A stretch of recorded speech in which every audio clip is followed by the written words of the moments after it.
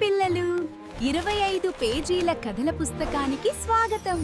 రండి, కథల మాయా ప్రపంచంలోకి వెళ్దాం. సింహచర్మం. అనగనగా ఒక అందమైన పల్లెటూరు. ఆ ఊరిలో సోము అనే ఒక గాడిద ఉండేది. సోము యజమాని రాము ఒక చాకలి. అతను సోమును చాలా ప్రేమగా చూసుకునేవాడు. కాని సోముకు పనిచేయడమంటే చాలా బద్ధకం. రోజూ బట్టల మూటలు మోయడం దానికి నచ్చేది కాదు. రోజూ ఇదే పనా? నాకు విశ్రాంతి ఎప్పుడు దొరుకుతుంది అని తనలో తాను విసుక్కునేది. ఒకరోజు రాము కట్టెల కోసం దగ్గరలో ఉన్న అడవికి వెళ్లాడు.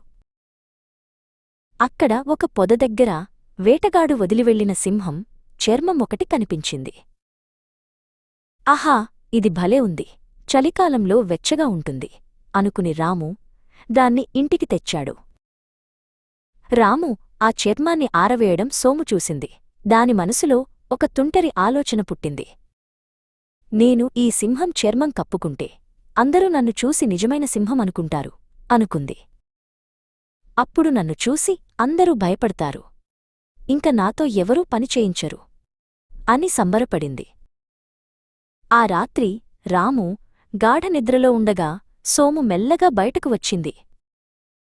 అది ఆ సింహం చర్మాన్ని జాగ్రత్తగా తన శరీరం మీద కప్పుకుంది. ఇప్పుడు అది అచ్చమొక గంభీరమైన సింహంలా కనిపిస్తోంది. నీటిలో తన ప్రతిబింబాన్ని చూసుకుని మురిసిపోయింది. సింహం వేషంలో ఉన్న సోము మొదటగా పొలాల వైపు వెళ్ళింది.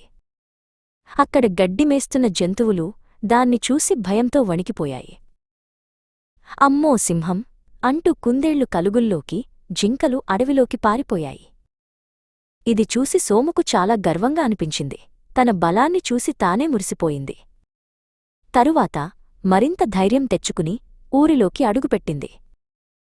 వీధిలో ఉన్న కొందరు దాన్ని చూసి, అయ్యో, ఊరిలోకి సింహం వచ్చింది అని గట్టిగా అరిచారు.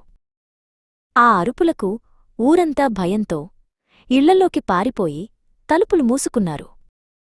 తనను చూసి అందరూ భయపడటం సోముకు చాలా ఆనందాన్ని ఇచ్చింది. గర్వంగా వీధి మధ్యలో నిలబడింది.